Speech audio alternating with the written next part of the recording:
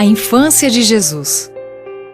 Jesus passou a infância em uma aldeia nas montanhas. Como filho de Deus, poderia ter escolhido qualquer lugar na terra como morada.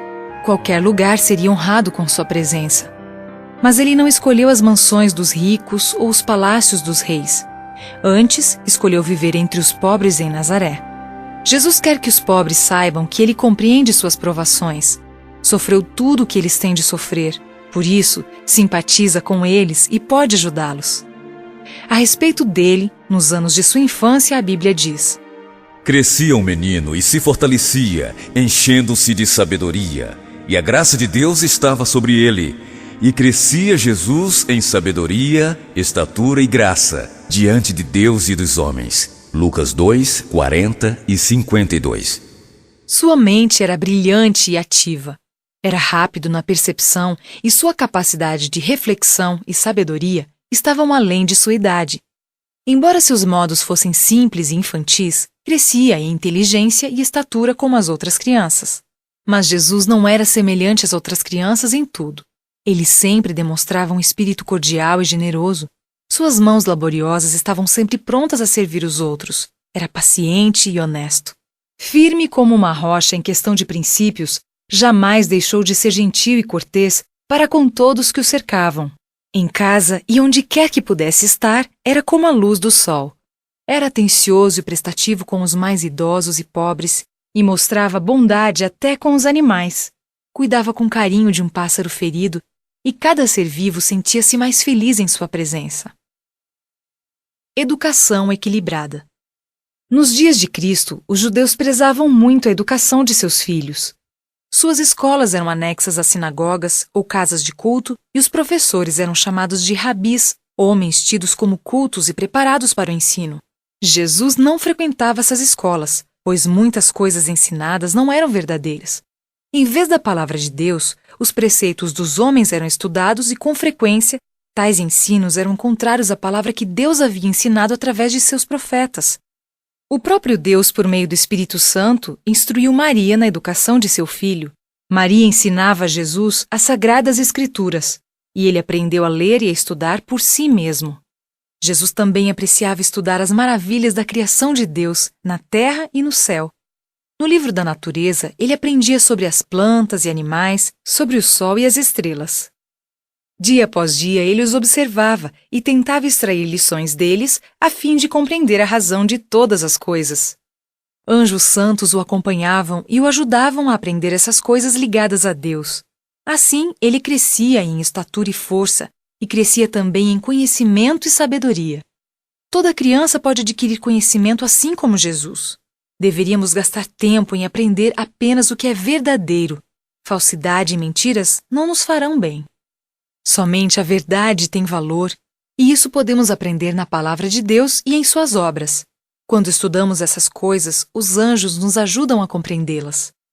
Poderemos ver a sabedoria e bondade de nosso Pai Celestial.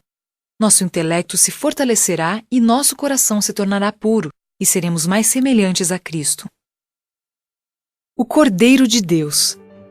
A cada ano, José e Maria viajavam a Jerusalém para as festividades da Páscoa. Quando Jesus tinha 12 anos de idade, eles o levaram consigo. Era uma jornada agradável.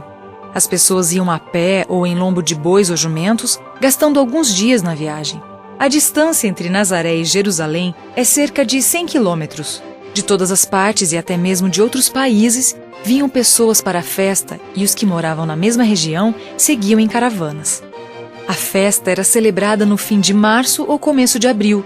Era primavera na Palestina. E toda a terra ficava coberta de flores e alegre com a presença dos pássaros. A caminho, os pais contavam aos filhos as maravilhas que Deus havia operado em favor de Israel no passado e com frequência cantavam os lindos salmos de Davi. Nos dias de Cristo, as pessoas eram frias e formais em sua dedicação a Deus. Pensavam mais em sua satisfação própria do que na bondade de Deus para com eles. Todavia, não era assim com Jesus. Ele gostava de meditar a respeito de Deus. Quando chegou ao templo, observou a atividade dos sacerdotes.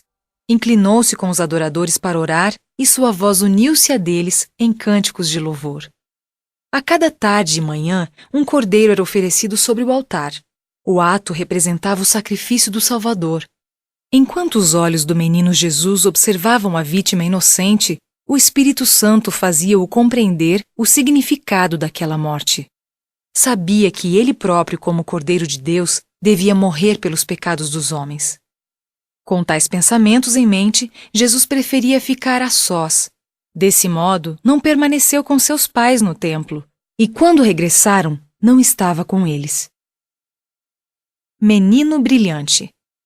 Em uma sala anexa ao templo, havia uma escola dirigida pelos rabinos e foi para aquele lugar que Jesus se dirigiu depois de algum tempo. Assentou-se com outras crianças de sua idade aos pés dos grandes mestres e ouviu suas palavras. Os judeus tinham muitas ideias erradas acerca do Messias. Jesus sabia disso, mas não contradizia os homens cultos. Fazia perguntas a respeito do que os profetas haviam escrito, como alguém que desejava aprender. O capítulo 53 de Isaías fala a respeito da morte do Salvador. Jesus leu esse texto e perguntou aos rabis acerca do seu significado. Os mestres não puderam responder. Começaram então a fazer perguntas a Jesus e se surpreenderam com o conhecimento que ele tinha das Escrituras. Viram que sua compreensão da Bíblia era muito melhor do que a deles. Perceberam que seus ensinos estavam errados, mas não estavam dispostos a acreditar em algo diferente. Jesus portava-se com tanta modéstia e cortesia que não puderam contrariá-lo. Queriam mantê-lo como aluno para ensiná-lo a explicar a Bíblia como eles faziam. Quando José e Maria deixaram Jerusalém para retornar ao lar, não perceberam a ausência de Jesus. Pensaram que ele estivesse na companhia de algum de seus amigos, mas ao pararem para acampar à noite, sentiram falta da sua cooperação. Procuraram por ele entre os grupos, mas em vão. José e Maria sentiram um grande temor. Lembraram-se de que Herodes havia tentado matar Jesus em sua infância e temeram que algum mal lhe tivesse acontecido. Com o coração entristecido, voltaram a Jerusalém, mas não puderam achar o menino, senão depois de 3 dias. Grande foi a alegria ao reencontrá-lo, embora Maria o repreendesse por tê-los deixado. Ela disse: Filho, por que fizeste assim conosco? Teu pai e eu, aflitos, estamos à tua procura. Ele lhes respondeu: Por que me procuráveis? Não sabias que me cumpria estar na casa de meu pai? Lucas 2, 48 e 49. Ao falar essas palavras, Jesus apontou para o céu. Em seu rosto havia uma luz que os deixou admirados. Jesus sabia que era o Filho de Deus e ele estivera fazendo o trabalho para o qual Deus o enviara ao mundo. Maria jamais se esqueceu dessas palavras. Nos anos seguintes, ela compreendeu melhor seu maravilhoso significado. A melhor companhia. José e Maria amavam a Jesus, embora o fato de tê-lo perdido demonstrasse certa negligência da parte deles. Haviam se esquecido da obra que Deus lhes havia confiado. Bastou-lhes um dia de negligência para perderem Jesus. Do mesmo modo, hoje, muitos perdem a companhia de Jesus. Quando não apreciamos pensar nele ou orar a ele, quando nos ocupamos em conversas fúteis, desagradáveis ou más, separamo-nos de Cristo. Sem ele, sentimos-nos tristes e solitários. Mas se realmente desejamos sua companhia, ele sempre estará conosco. O Salvador ama estar com todos os que apreciam sua presença. Ele iluminará o lar mais pobre e alegrará o coração mais triste. Uma vida exemplar. Embora soubesse que era o Filho de Deus, Jesus retornou a Nazaré em companhia de José e Maria. Até 30 anos de idade, era-lhe submisso. Lucas 2, 51. Aquele que havia sido comandante do céu, tornara-se na terra um filho obediente.